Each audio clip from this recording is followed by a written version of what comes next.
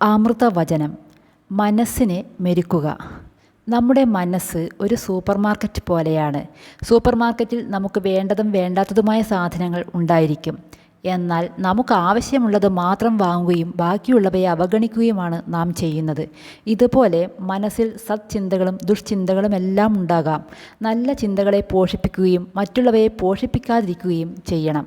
ഒരു വ്യക്തി എത്ര ശക്തനായാലും ബാഹ്യ സാഹചര്യങ്ങളെ പൂർണ്ണമായും നിയന്ത്രിക്കുക അസാധ്യമാണ്. മിക്ക ആളുകൾക്കും സ്വന്തം വീട്ടിലെ കാര്യങ്ങൾ പോലും ആഗ്രഹിക്കുന്നത് പോലെ കൊണ്ടു നടത്താൻ കഴിയാറില്ല. എന്നാൽ പരിശ്രമിച്ചാൽ മനസ്സിലെ വികാര വിചാരങ്ങളെ നിയന്ത്രിക്കാൻ കഴിയും. കരുത്തനായ ആനയെപ്പോലും നിരന്തര ശ്രമത്തിലൂടെ മനുഷ്യൻ മരിക്കാറുണ്ടല്ലോ.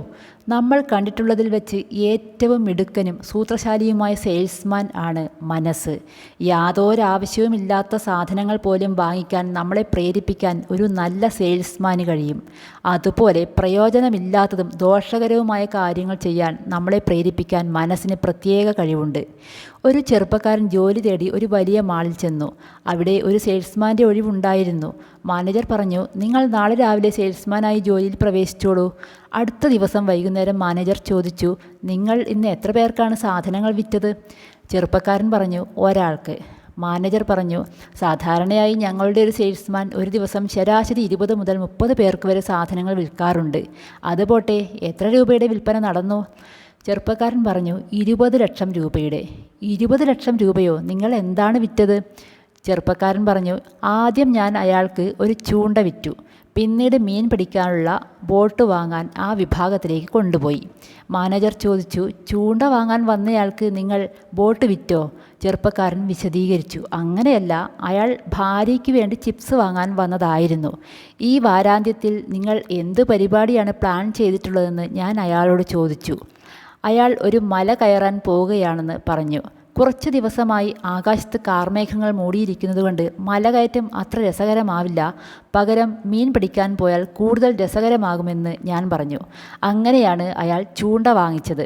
ഒരു ചെറിയ ബോട്ടും കൂടി ഉണ്ടെങ്കിൽ നദിയുടെ നടുക്ക് ചെന്ന് മീൻ പിടിക്കാമെന്നും അതൊന്നുകൂടി രസകരവും സാഹസികവുമാകുമെന്നും ഞാൻ പറഞ്ഞു. അങ്ങനെ അയാൾ ബോട്ടും വാങ്ങിച്ചു. ഈ കഥയിലെ സെയിൽസ്മാനെ പോലെയാണ് നമ്മുടെ മനസ്സ്. നമ്മളെക്കൊണ്ട് ചെയ്യേണ്ടത് ചെയ്യിക്കാതിരിക്കാനും അരുതാത്തത് ചെയ്യിക്കാനും മനസ്സിന് സാധിക്കും. മനസ്സ് വെള്ളം പോലെയാണ്. താഴോട്ടൊഴുകുകയാണ് വെള്ളത്തിൻ്റെ സ്വഭാവം. എന്നാൽ സൂര്യൻ്റെ ചൂടേൽക്കുമ്പോൾ വെള്ളം നീരാവിയായി മുകളിലേക്കുയരുന്നു. അതുപോലെ പ്രലോഭനങ്ങളുടെ വഴിയെ പോവുക എന്നതാണ് മനസ്സിൻ്റെ സ്വഭാവം. വിവേകബുദ്ധിയാകുന്ന സൂര്യൻ മനസ്സിനെ തെറ്റായ മാർഗങ്ങളിൽ പോകാൻ അനുവദിക്കാതെ അതിനെ നല്ല വഴിക്ക് നയിക്കുന്നു. ജീവിതത്തിൽ നോ എന്ന് പറയേണ്ടിടത്ത് നോ എന്ന് പറയാനും യെസ് എന്ന് പറയേണ്ടിടത്ത് യെസ് എന്ന് പറയാനുമുള്ള വിവേകവും ധീരതയും നമുക്കുണ്ടാകണം.